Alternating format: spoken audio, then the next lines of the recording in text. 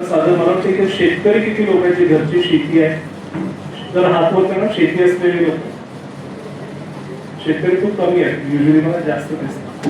हरकत नाही, पण याच्यामध्ये टेक्नॉलॉजीचा वापर, जसं आपण ड्रोनचा उपयोग करतो, आपण रिमोट सेन्सिंग सॅटेलाइटचा उपयोग करतो, आपण ड्रिप इरिगेशनचा करतो, ज्याच्यामुळे पाण्याची कॉस्ट कमी येते. या सगळ्या टेक्नॉलॉजीचा वापर करून आपण स्मार्टफोनवर आपल्याला समजतं की आपल्याला प्रोडक्टिव्हिटी किती वाढते.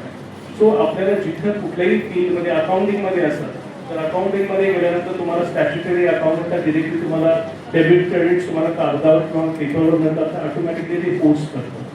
त्याच्यामध्ये टेक्नॉलॉजीचा उपयोग कसा आहे, तुमच्या balance sheet, cash flow statement हे ऑटोमॅटिकली क्रिएट होतात, तुम्हाला करावं लागत नाही. एखादा जो IT मध्ये असेल तर ऑटोमॅटिकली कोड जनरेशन येतं, त्यामुळे तुमचे रिसोर्सेस खूप कमी होतात आणि तुमचं कॉस्ट ऑफ प्रोडक्शन कमी होतं, त्यामुळे तुमचे मार्जिन्स वाढतात. त्यामुळे महत्वाची गोष्ट याच्यामध्ये राहील की टेक्नॉलॉजीचा युसेज याच्यामध्ये कसा होईल, हा महत्वाचा विषय.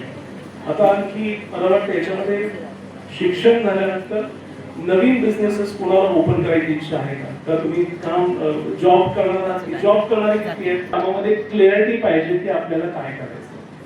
फर्स्ट थिंग, आपल्याला क्लॅरिटी पाहिजे असेल तर घरी शांतपणे जायचं, मुलं बिलं बाजूला ठेवायची, ज्यांचं लग्न झालंय ज्यांची गर्लफ्रेंड असेल त्यांनी गर्लफ्रेंडला बाजूला ठेवायची, ज्यांची बॉयफ्रेंड असेल त्यांनी त्यांना बाजूला ठेवा, आणि जे सिंगल आहेत त्यांना तर काही विषय त्यांनी रील्स बाजूला ठेवावे आणि एक कागद घ्यावा, आणि हे खूप सिरियसली आहे. तर कागद घ्या, आयुष्यातले गोल काय आहे समजून घ्या, स्वतःला समजून घ्या. एखादी मित्र किंवा मैत्रीण असेल जी तुम्हाला समजू शकते, किंवा आई बाबा असतील त्यांच्याशी बोला की तुमचे गोल समजून घ्या, तुमचं इन्क्लिनेशन कशामध्ये आहे, what you really like, please try to understand.